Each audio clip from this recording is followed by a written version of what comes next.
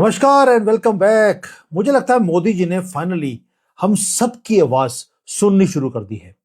मैंने खुद ने बड़ी बार वीडियोस बनाई हैं कि मोदी जी 30 करोड़ इलीगल्स रहते हैं इस देश में, इनको कब उठाकर बाहर फेंकोगे।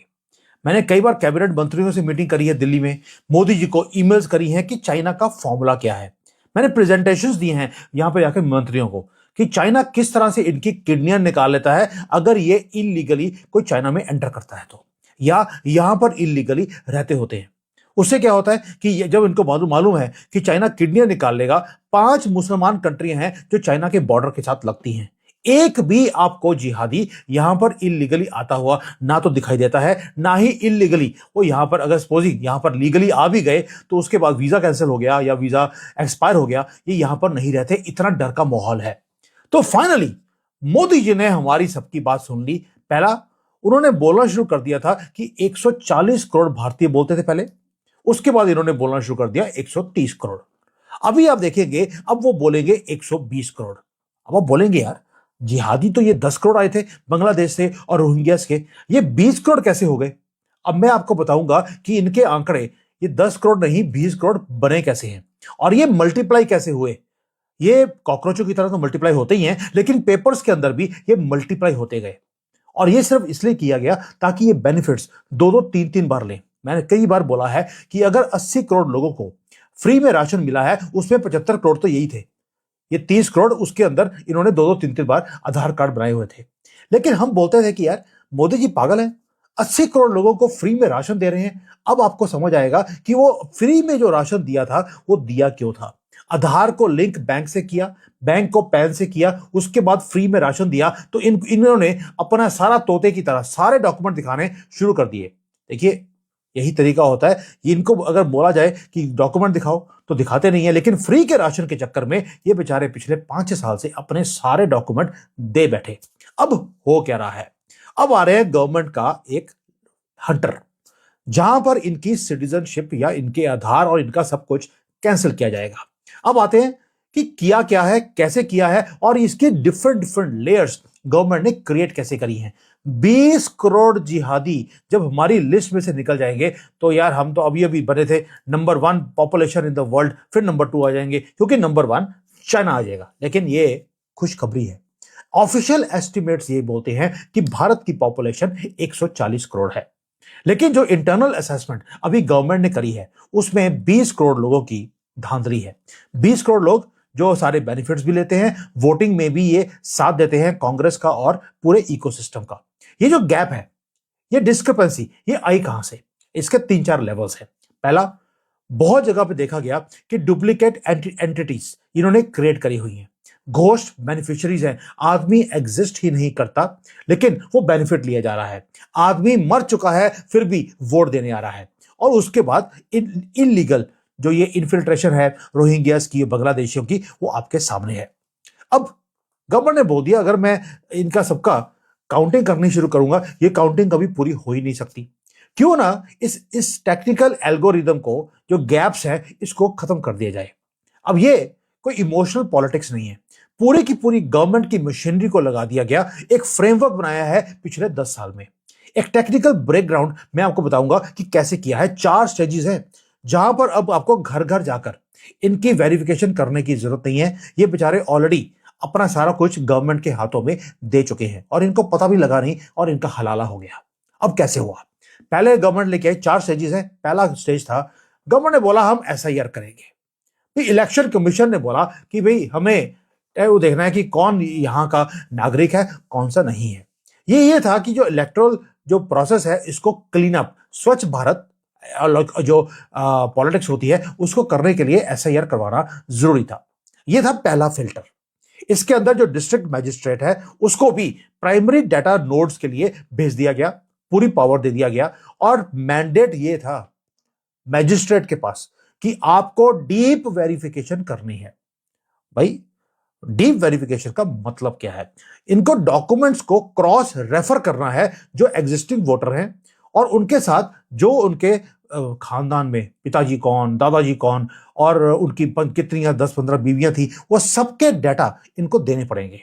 कट ऑफ डेट दे दिया कि 2002 2002 से पहले जितने डॉक्यूमेंट्स हैं, यानी कि कोई वोटर अगर एग्जिस्ट करता है 2002 के बाद, तो उसे सारे डॉक्यूमेंट देने पड़ेंगे कि 47 से लेकर अब तक दादाजी कहां रहते थे, पिताजी कहां थे, कहां काम करते थे, कहां गए थे, कहां आए थे और क्या क्या किया था। और अगर कहीं भी मैसिव ये डिस्क्रिपेंसी निकली कि भाई दिया कुछ और है, बताया था मोहम्मद है मेरे बाप का नाम, निकला अब्दुल, तो वही काम हो गया, एसआईआर के अंदर आपका नाम रिमूव कर दिया जाएगा। और एसआईआर से नाम रिमूव हुआ तो इसके ऊपर जो इनको प्रोटेक्शन था, वही हाथ कांग्रेस का, वो भी खत्म हो गया। वोटर कार्ड कैंसिल, और वोटर कार्ड इनवैलिड हुआ, मतलब कि सारे कुछ इनका ठप, क्योंकि इनकी जो जरूरत थी वो सिर्फ वोटिंग के लिए थी। इसके बाद गवर्नमेंट लेके आ गई दूसरा स्टेज, डाटा फ्यूजन। अब डाटा फ्यूजन क्या है? यहां पर जो एसआईआर है, एसआईआर वो फिजिकल वेरिफिकेशन है, अब आती है डिजिटल वेरिफिकेशन। उसके अंदर इंडिया में इन्होंने बोल दिया कि इंटेलिजेंस डाटा जो है वो हमारे पास है, लेकिन डिफरेंट डिफरेंट डिपार्टमेंट के पास डिफरेंट डाटा है। इनकम टैक्स है वो डिफरेंट है, बैंक्स है वो इनकम टैक्स के साथ अलाइन नहीं करता। तो सॉल्यूशन ये था कि एक नेशनल इंटेलिजेंस ग्रिड बनाया जाए। ये एक डेटाबेस नहीं है, ये मिडलवेयर है, जिसके अंदर 21 सेंसिटिव डाटा सोर्सेज को एक टाइम पर लिंक कर दिया। फॉर एग्जांपल, सिंपल लैंग्वेज में, बैंक अकाउंट है उसको आधार से लिंक किया, पैन से लिंक किया, क्रेडिट कार्ड्स हैं, पासपोर्ट की डिटेल्स है, वीजा का स्टेटस है, वीजा कहां गए कहां आए, ट्रेन ट्रेवल कहां किया, एयर फ्लाइट कब ली, कौन सी इंटरनेशनल कॉल्स किया है, कितने मोबाइल नंबर हैं, कौन कौन सा मोबाइल आपके पास है, टेलीकॉम कम्युनिकेशन के सारे रिकॉर्ड है, ये सारा कुछ कंबाइन कर दिया। यानी कि जो नया नेशनल काउंटर टेररिज्म पॉलिसी बनाई है, उसके अंदर एक ग्रिड को बना दिया, और ये अलाइव हो चुकी है। ये ऐसा नहीं है कि अभी करेंगे, पॉलिसी बनेगी। पॉलिसी बनाने के बाद नेट ग्रिड को निकाल दिया गया। अब ये जो एनालिटिकल टूल्स हैं, उसका नाम रखा है गांडीवा। अब ये गांडीवा आप समझ सकते हैं ये टूल है क्या? ये है एल्गोरिदम जहां पर इनके डिजिटल फुटप्रिंट्स को अब वेरीफाई किया जाएगा। भाई कि इन्होंने बोल दिया कि भाई मैं तो गरीब आदमी हूं, बॉर्डर के पास एक काम करता हूं मनरेगा के अंडर, लेकिन जो नेट ग्रिड है वो बताता है कि भी ये तो इंटरनेशनली ट्रेवल भी कर रहा है, इसके पास 2-3 कंट्रीज के वीजा लगवाए हुए हैं, यूपीआई के ट्रांजैक्शंस के अंदर ये हाई वैल्यू की ट्रांजैक्शंस कर रहा है, ट्रेवल पैटर्न्स जो हैं वो इनकंसिस्टेंट हैं उसकी प्रोफाइल के हिसाब से। एल्गोरिदम वहीं पे फ्लैग करेगा, फ्लैग करने के बाद उसको बोल दिया जाएगा भैया तू तो घोस्ट सिटीजन है, तू हमारे कंट्री का है ही नहीं। और उसके बाद जो इसका पूरा फंडिंग का नेटवर्क है वो भी सामने आ जाएगा। जो इन्फिल्ट्रेटर है वो भी पकड़ा गया, उसको हैंडलर जो है उसका, जो उसको लेके आने वाला आदमी है वो भी पकड़ा जाएगा। इसलिए हमने क्या किया, एनपीआर और एनआरसी को लिंक कर दिया। ये कोर लीगल मैकेनिज्म है जिसको ना पार्लियामेंट में जाने की जरूरत है, ना कोई ऑपोजिशन इसके ऊपर बोल सकती है, क्योंकि एनआरसी के ऊपर ऑपोजिशन बोलती है हम नहीं होने देंगे। गवर्नर ने बोला कोई बात नहीं, हम एनआरसी की बजाय एनपीआर लेके आते हैं, नेशनल पॉपुलेशन रजिस्टर। अब है क्या उसके साथ इन्होंने, बहुत बता दूंगा कि ये है क्या और ये बना कैसे है। एनपीआर को अपडेट कर दिया, उसके अंदर एक फील्ड और ऐड कर दी जिसका नाम था सिजरा। अब सिजरा का मतलब है फैमिली ट्री, आपके सारे दादे परदादे कहां कहां पे क्या क्या कर रहे थे वो सारे आपको बताने पड़ेंगे। यानी कि जो डिजिटल सेंसस है, अब सेंसस तो होगा 26-27 में जाकर, अब आपको वहां पर जाकर कुछ भी देखने की जरूरत नहीं है, बस आपको अपना नाम और साथ में अपने सारे दादे परदादों का आपको नाम देना पड़ेगा, प्लेस ऑफ ओरिजिन देना पड़ेगा और उनका डाटा देना पड़ेगा। अब होता क्या है, जो गवर्नमेंट है उसके पास ऑलरेडी दादे परदादों की, अपने पेरेंट्स की सबकी लिस्ट उनके पास है, उनके नाम पता है, सब कुछ है उनके पास। अगर आप क्लेम करते हैं कि भाई आपके दादाजी मेरे इस गांव में 1970 में या 1975 में रहते थे, अब जो डाटा है गवर्नमेंट का वो मैच नहीं करता, तो जो सिजदा है वो सिजरा ब्रेक हो गया। जैसे ही वो ब्रेक हुआ यानी कि पूरे सिस्टम में फ्लैग हो जाएगा, आपको अलग कर दिया जाएगा और आपकी जो आइडेंटिफिकेशन प्रोसेस है वो वेरिफिकेशन में चली जाएगी। कोई क्योटिक प्रोसेस करने की जरूरत नहीं है, डोर टू डोर जाकर पेपर सर्च करने की जरूरत नहीं है। डेटाबेस खुद सर्च कर लेगा कौन इस देश का आदमी है, कौन बाहर से इंपोर्ट किया गया है। अब हुआ क्या, ये तो हो गया पहले फिजिकल वेरिफिकेशन एसआईआर के अंदर, फिर एनपीआर के अंदर आपकी जो डिजिटल वेरिफिकेशन है वो हो गई नेट ग्रिड के अंदर। अब उसके बाद आ गया एसआईआर और सेंसस को दोनों को कंबाइन कर दिया। यहां पर पॉलिसीज अब कंबाइन होनी शुरू हो गई हैं। एसआईआर ने पहले क्लीन किया वोटर लिस्ट को, एनपीआर ने पूरी फैमिली ट्री को बिल्डअप कर दिया और नेट ग्रिड ने ट्रैक किया आपकी मूवमेंट्स को, आपके पैसों को और आपका सारा डिजिटल फुटप्रिंट्स। जब ये सारे के सारे कंबाइन हो जाएंगे तो एनआरसी यानी कि नेशनल रजिस्टर ऑफ सिटीजनशिप वो ऑटोमेटिकली आपका क्रिएट हो गया है। आपको कुछ भी करने की जरूरत नहीं है, सिंपली नोटिफाई करना है कि भाई एनपीआर हमारा कंप्लीट हो गया, काम खत्म। यानी कि जो सिटीजन रूल है उसके अंदर अब एनपीआर एनसीआर ये दोनों कंबाइन हो जाएगी। नाउ डाउटफुल सिटीजन्स, यही 20 करोड़ की जो कैटेगरी है, ये अब सिस्टम यानी कि सॉफ्टवेयर जनरेट करके देगा हमें कि कौन से जिहादी हैं जो बाहर से आए हैं या यहां पर रहते नहीं, ये घोस्ट वोटर्स हैं। इसके लिए आपको पुलिस को भी घर में भेजने की कोई जरूरत नहीं है। ह्यूमन एरर का कोई मामला नहीं है। पुलिस को बीका हुआ पुलिस वाला होगा या जज होगा वो बायस होगा, कोई जरूरत नहीं है, क्योंकि डिजिटल फुटप्रिंट्स आपके सामने रख दिए जाएंगे। अब जब केस जाएगा सुप्रीम कोर्ट में, हो जाएगा वाटर टाइट कि सुप्रीम कोर्ट वाले पैसे लेने के बाद भी, नहीं 15 करोड़ तो लेते ही हैं, हमें मालूम है, 15 करोड़ लेने के बाद भी उनको इन लोगों को डिपोर्ट करना ही पड़ेगा। यह है पूरा का पूरा मामला जो गवर्नमेंट ने किया है। अब आखिरी कील, अभी तो मैंने सिर्फ कॉफिन बनाया है कि मोदी जी ने ये सिर्फ अभी कॉफिन बनाया इनका, इसके अंदर कील भी तो लगानी होती है भैया, इनकी मरी हुई शक्ल बीच में डालने के बाद। अब हुआ क्या, इनका जब ये पता लग गया कि ये सारे लोग हैं जो यहां के हैं नहीं, तो आपको लगेगा कि यार इनको डिपोर्ट कर दिया जाएगा।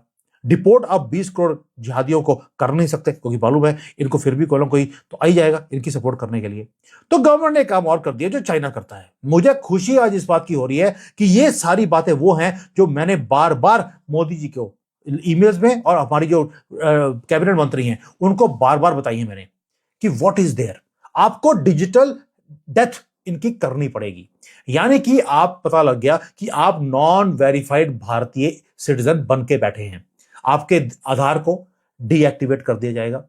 आप आधार बंद हो गया तो बैंक अकाउंट बंद हो गया, बैंक अकाउंट और आधार बंद हो गया तो सिम कार्ड भी आपका डीएक्टिवेट हो जाएगा।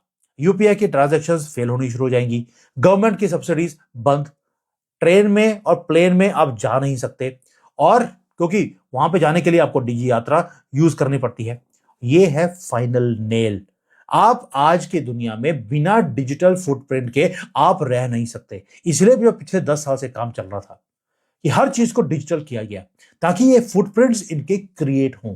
जब सब कुछ क्रिएट हो गया, अब जाकर ये पॉलिसी लेकर आए हैं कि भैया दिखाओ डॉक्यूमेंट, और दिखाने की जरूरत नहीं है, वो डिजिटल सिस्टम अपने आप निकाल लेगा।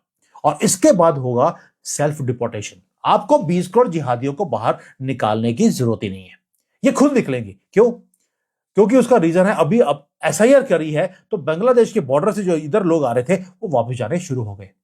इन्फिल्ट्रेशन पहली बार वापस नेगेटिव जारी है, भाग रहे हैं कॉकरोचों की तरह। क्यों? क्योंकि इकोनॉमिक जो इकोसिस्टम था वो बंद हो गया, कोलैप्स हो गया है। वोटर के लिए ये इनको पाला जाता था, कॉकरोचों को खत्म हो गया। राशन कार्ड फ्री में मिला हुआ था, राशन फ्री मिल रहा था, बंद हो गया। बैंक फ्रीज होने वाले हैं, इससे पहले कि फ्रीज हो जाए वो पहले ही भाग गए। दोस्तों, ये है जो गवर्नमेंट ने किया है, और लिब्रांडो सामने ना आए, ऐसा हो नहीं सकता। वो कहते जी ये तो वायलेशन है पर्सनल उसकी फ्रीडम की। भाई कॉकरोचों को बाहर निकाला जा रहा है तो पर्सनल फ्रीडम की बात क्या आ गई? तो गवर्नमेंट ने भी मास्टर स्ट्रोक कर दिया।